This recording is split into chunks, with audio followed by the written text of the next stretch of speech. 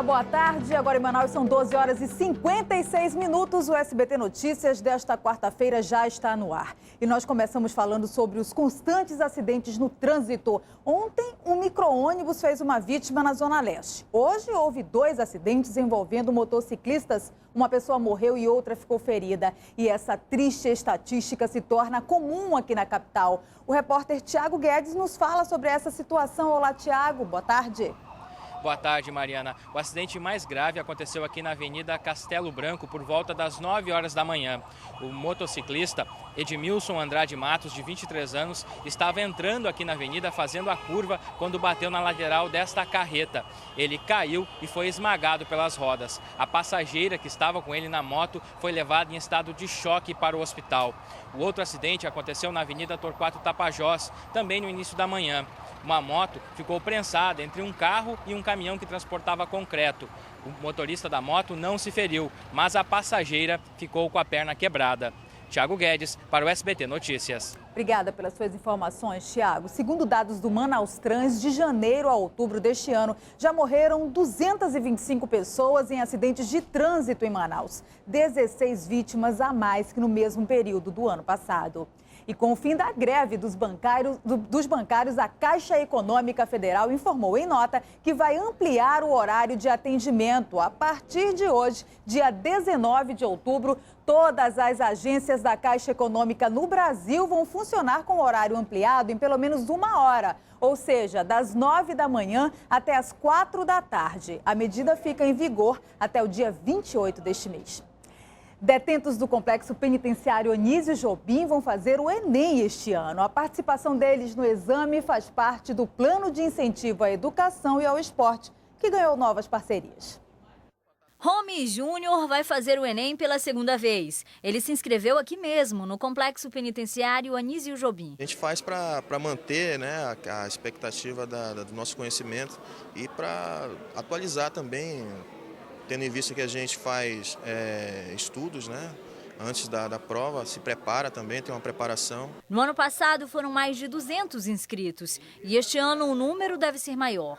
A participação no exame faz parte do plano educativo e esportivo do sistema prisional. Além do incentivo à educação, parcerias no esporte foram realizadas.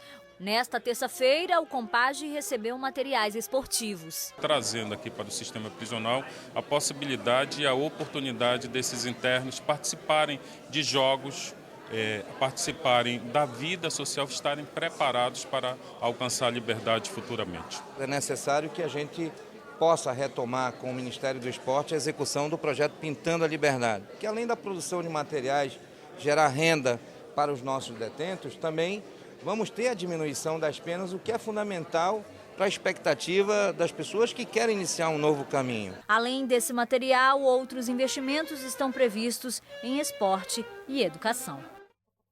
A Polícia Federal de Tabatinga apreendeu um arsenal de guerra em 2 comunidades indígenas localizadas na zona rural do município. 2 indígenas, um brasileiro e um colombiano, foram presos e encaminhados à sede da PF em Manaus. Foram apreendidos 2 fuzis com 240 munições calibre 7,62, 18 carregadores de fuzil, 17 granadas, um lançador de granadas, uma submetralhadora e uma pistola 9mm. O material estava escondido em 2 aldeias da etnia ticuna. Segundo a Polícia Federal, o armamento é de uso restrito das Forças Armadas.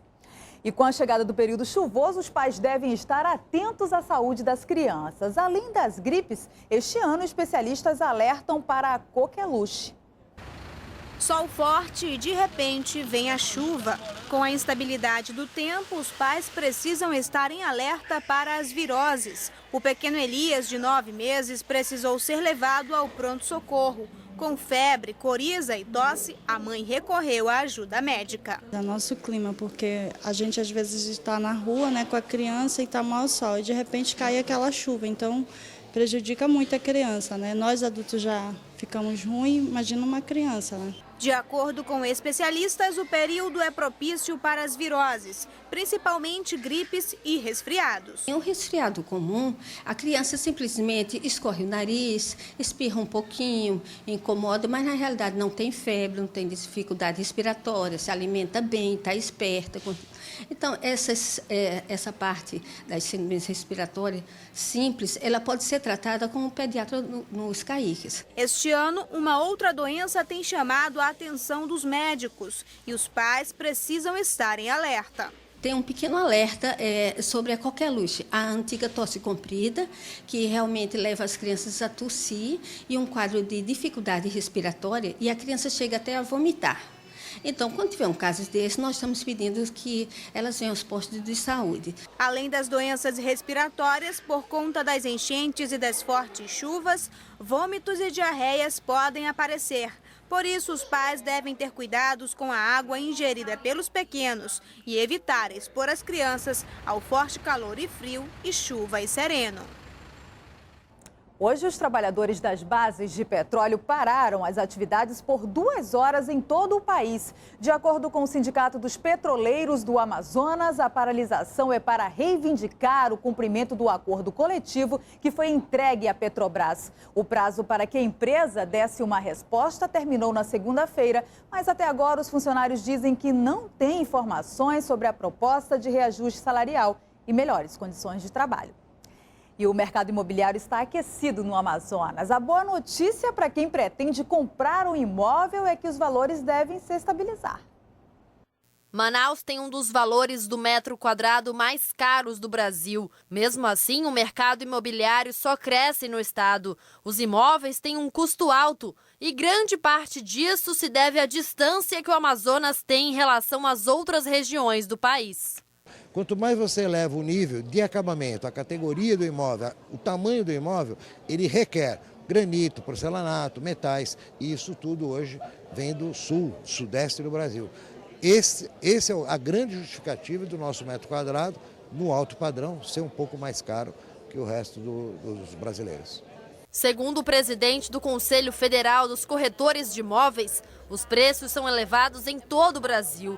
Mas uma boa notícia para quem pretende comprar um imóvel: os valores vão se estabilizar.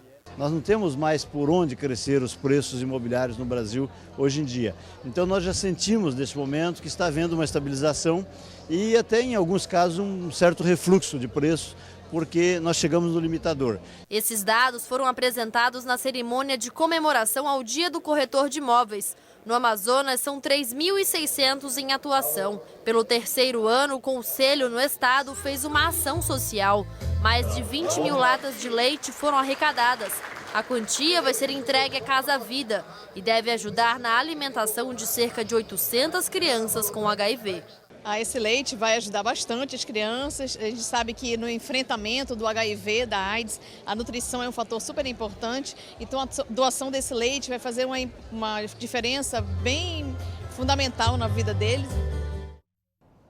As obras de revitalização da rotatória do Mindu devem começar a partir do dia 3 de novembro, quando a Prefeitura prometeu pagar as indenizações dos 16 imóveis instalados no local. Os proprietários serão comunicados oficialmente ainda esta semana e têm até o dia 31 de outubro para deixar a área. O valor da desapropriação foi calculado em R$1.800.000, em média R$ 85.000 por imóvel.